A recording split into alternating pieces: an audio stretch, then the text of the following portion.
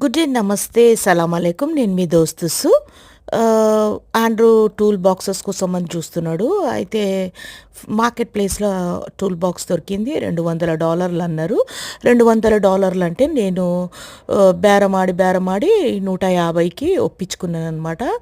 అయితే ఆయన సరే 150కి ఇచ్చేస్తాను, ఒకటి బదులుగా రెండు ఇచ్చిండు అనమాట 150కి. అది అంటే మాకు చాలా అంటే చాలా లక్లా పడ్డం అనమాట.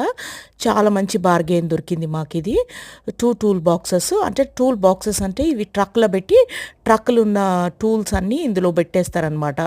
అంటే ఇవి చిన్న లాకర్స్ లాగా ట్రక్కు.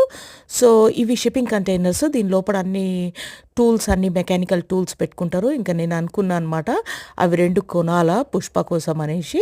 రెండు కొన్నాను అనుకో, పుష్ప అప్పుడు ఎక్కడ వెతుక్కోకుండా నా టూల్స్ పోయినాయి అవి ఇవి అని వెతుక్కోకుండా ఉంటాయి. అయితే ఆ రెండు షిప్పింగ్ కంటైనర్స్ కొని పుష్పకు యార్డ్లో పెట్టేద్దాము అనేసి అనుకుంటున్నా.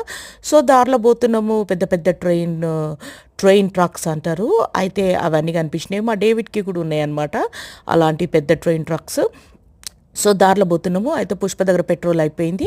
మధ్యలో ఆగినాము. ఆగేసేసి పెట్రోల్ కొట్టించుకోనికి పోయినాము. అయితే పుష్ప అన్నాడు, నాకు ఏదన్నా చికెన్ తీసుకో, దాని లోపల చికెన్ పాయో లేకపోతే అలాంటిది ఏదో తీసుకో అన్నాడు. సరే లోపల పోయినా అమ్మాయి ఉంది. ఆ అమ్మాయిని అడిగిన అనమాట, నాకు ఒకటి అది కావాలా, అందులో రెండు వెరైటీస్ ఉన్నాయి, ఇందులో ఏమున్నాయి అని వెరైటీ అడిగితే నువ్వేమో అంటున్నావు వెజిటేరియన్ అని, మరి నువ్వు వచ్చేసేసి చికెన్ షాపింగ్ చేస్తున్నావు, ఏంది ఇది అది ఇది అని కొన్ని మాటలు అన్నదిలే అని అంటే, నేను అన్న అమ్మ నాకు నిజంగా తెలియదు దాని లోపల ఏమున్నాయి అందుకే అడుగుతున్నా అనేసి.